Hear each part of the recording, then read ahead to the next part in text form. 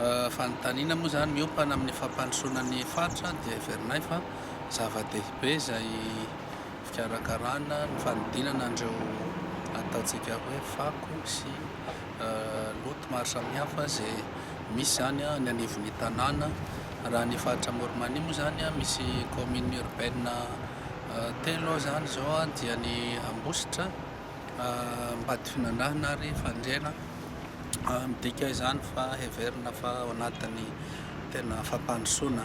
Ny fitondram-panjakana moa zany amin'izao fotoana izao dia mametraka olona ara-pahamehana ny ataontsika hoe fitsinjaram-pahefana tena izy, ka raha ny faritra Morimania manokana no jerena dia mikasika ny velarano ny filoham-pirenena aloha misy 3 ary vaindohan-draha raha amin'izany fandriam-pahalemana dia ao anatin'ny fanavaozana ny dinapatitra Morimania amin'izao fotoana izao, satria efa nisy an'io dinapatitra io tamin'ny 14 izay nahazo fankatoavana teo anivon'ny fitsarana.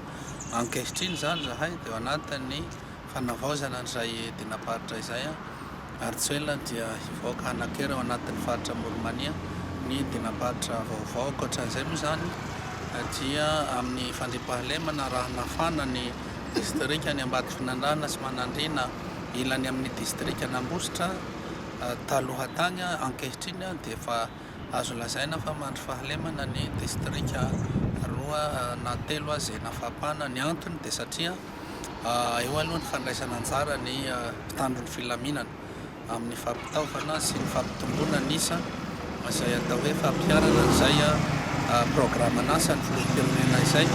Raha Ambatofinandrahana ohatra dia misy tobina miaramila 2 lehibe izay atsangana any amin'izao fotoana izao.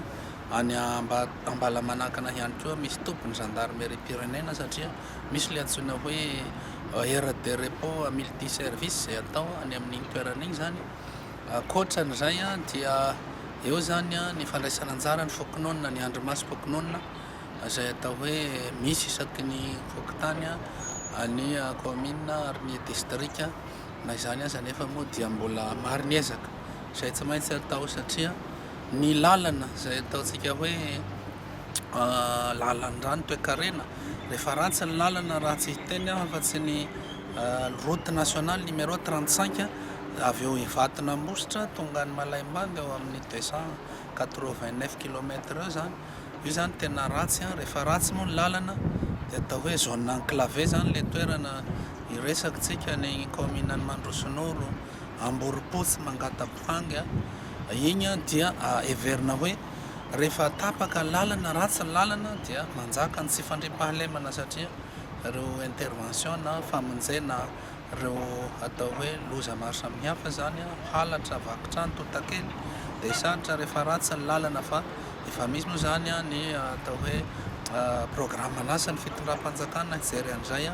Eo ihany koa ny hélicoptère sy ny atao hoe fanaovana ny bus any amin'ireny omby ireny zany mba hanamora an'izay fanarahan-dia izany, satria efa ao anatiny mihitsy zany mpitandro ny filaminana mampiasa n'izany teknôlôjia vaovao zany entina miady amin'ny atao hoe tsy fandriam-pahalemana.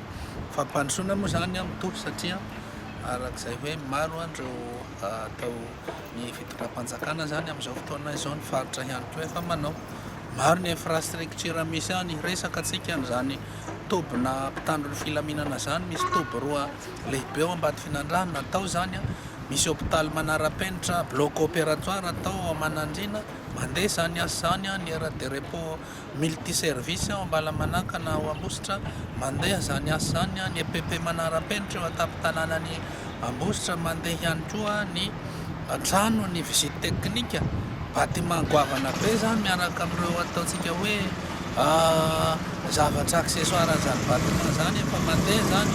Indrindra moa ny gare routière eo an-tampon-tanànany Ambositra dia efa 60% miasa amin'izao fotoana izao ny fanaovana ny lalana ao amin'ny RN 35 misy tetezana tapaka atao ao Andrananakova PK 6 eo zany efa mandeha ny asa amin'izao fotoana izao. Raha fetinina zany dia efa mandeha ny fampandrosoana malaky izay miaraka amin'ny filoham-pirenena Andrinirina Rajoelina ary zahay zany dia miara-miombinatoka amin'izany, tsy misalasala fa dia manatanteraka izay manandrify ny anivon'ny faritra.